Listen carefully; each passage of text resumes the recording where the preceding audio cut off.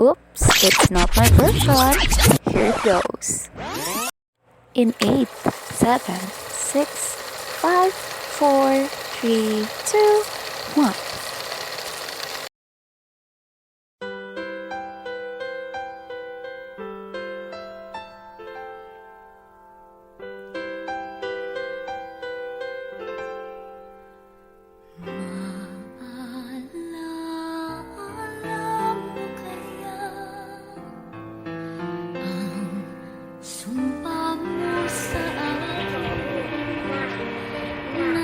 Magandang gabi, mga kapamilya.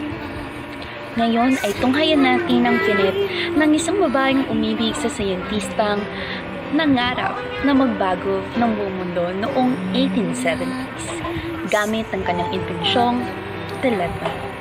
Samahan niyo kaming tumawa, tatalon, tatakbo, isisigaw ang pangalan mo.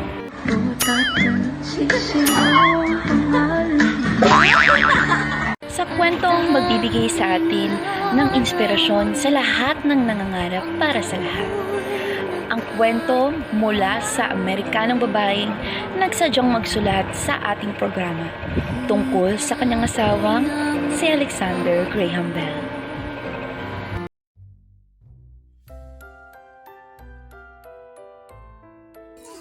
Hi, my name is Mabel Gardiner Hubbard. I am an American businesswoman and the daughter of the Boston lawyer Gardiner Green Hubbard. I know some of you haven't known me yet, but maybe my husband's name, especially when I speak about the inventor of the first ever telephone in the 1870s. Yes, it is my darling Alexander Graham Bell. Ever since I saw him at our house with my family, I knew he will win me and the world later on. This is me again, Mabel, sending love for Boston. My darling Alec was born on March 3, 1847 in Edinburgh, Scotland.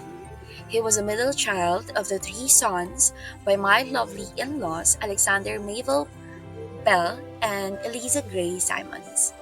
Her mother, Eliza Grace, the daughter of the surgeon in the Royal Navy, was an accomplished pianist despite the fact that she was hearing impaired.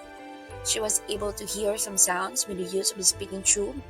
And for me, I think she was Alex's first and most important teacher. This is the picture of my young Alec. Isn't he so cute right here? His grandfather, Alexander Bell, had been an actor and later become a speech teacher. Alex's father followed in his grandfather's footsteps and worked for many years as a teacher of elocution, which is the art of speaking correctly and effectively. After years of teaching and study, Alex's father invented visible speech as a set of symbols based on the position and action of the throat, tongue, and lips while making sounds, which was later used in the education of the deaf. Oh, this is his picture. Oh, my dear Alec, whatever view you may do, I will never feel blue because of you. My father-in-law has become well known for his work with visible speech, and when he was invited to introduce this technique to Sarah Fuller's School for the Deaf in Boston, he instead sent my husband. From then on, I am fully gratitude about this one. Alec dedicated his life to teaching and deaf and developing new instruments for their use.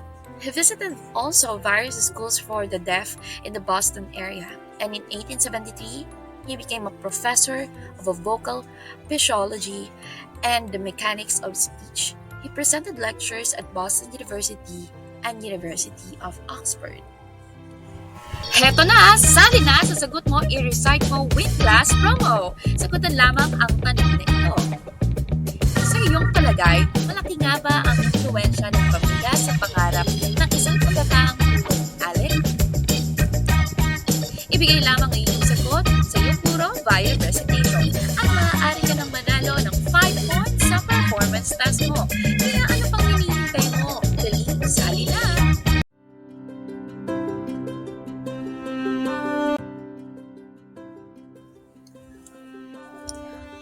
My dear Alec began to take private deaf students.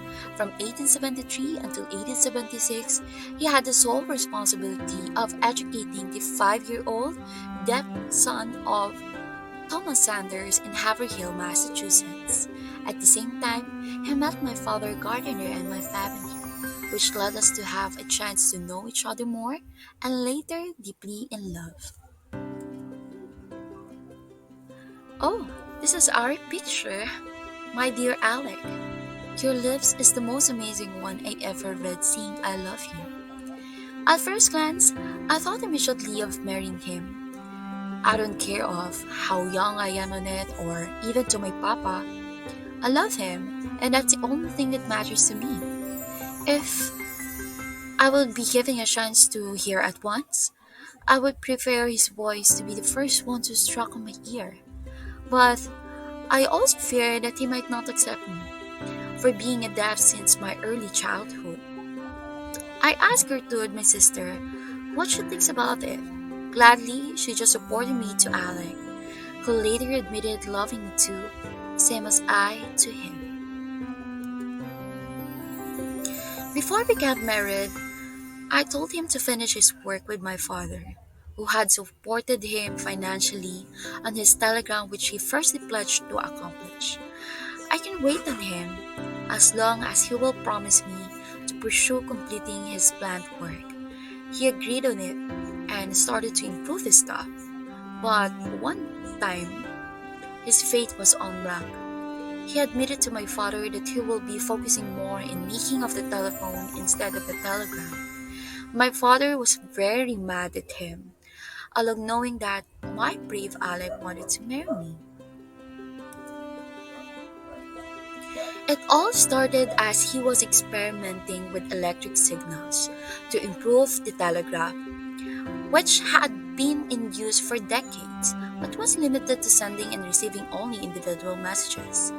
My Alec also envisioned at that time when multiple messages could be sent simultaneously and based his research on a harmonic telegram, which worked on the principle that several notes or messages could be sent along the same wire at the same time if each note or message was sent at a different pitch.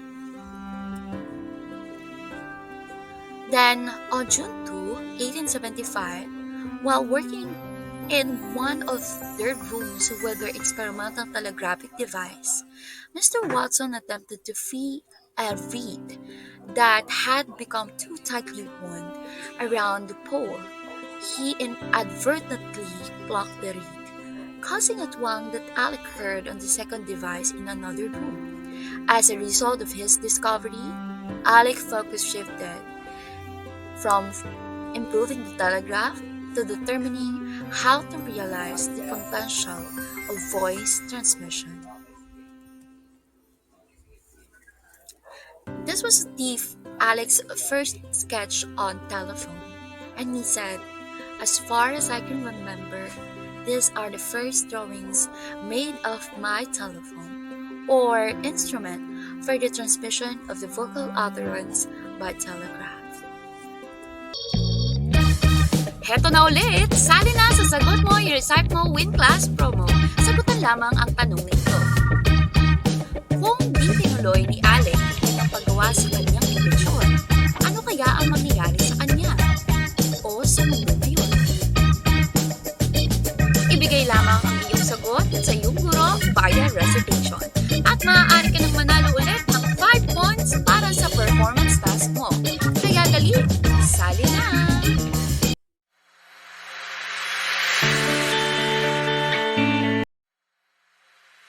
After his smiley talk to my father, he immediately wrote a letter using a receipt to inform me that he will no longer continue his idea.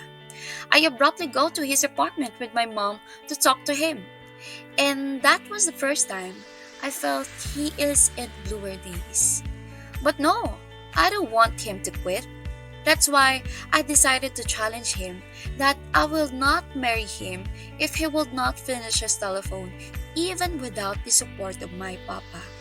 And he willingly accepted the challenge for both of us. For several months, he and Watson worked to create a working transmitter capable of varying electronic currents and a receiver capable of reproducing those variations in an audible frequency. On March 10, 1876, Alec used the instrument he invented to call his assistant in the next room, saying, "Mr. Watson, come here, I want to see you." He later introduced the telephone to the scientific world at the Academy of Arts and Sciences in Boston. By July 1877, the Bell Telephone Company was formed and the first telephone was installed in a private home. In his way of success, he still encountered people who attempted to steal his works by accusing him as thief.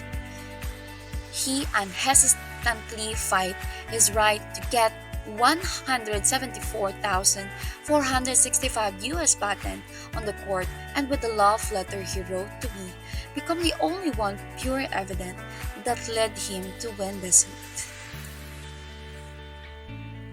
And one of the things that he said inside the court to those people who accuse him as thief, "Smother the spark of the genius that lies hidden here and there throughout the world.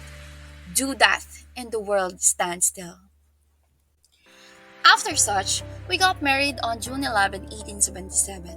I remember I was just only 19, and he was 10 years older than me. And we had our first born child, Elise Mabel, in 1878. He also continued his work in Pothocom, aerial vehicles, and hydroplanes. My husband's life was never been so easy like the other scientists, But still, I am really proud of him. I may not hear the world now, but I hear in my heart how proud the world to him, same as I.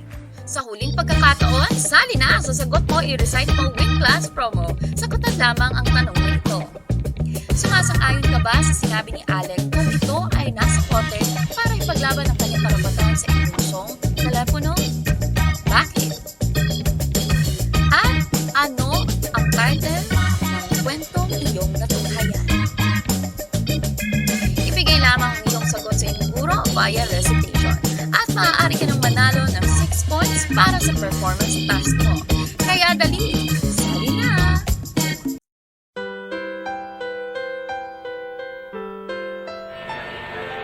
Sa mga nangangarap, hindi laging garantisado ang lahat.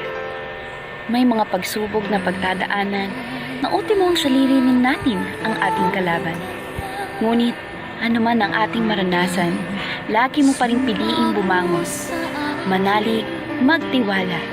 Katulad ni Mabel at Alec, hanggang sa makamit ang inaasamasam nating tagumpay. Muli, ako si Charo Santos na nagsasabing, ikaw ang bida sa kwento mo. Magandang gabi, mga kapamilya.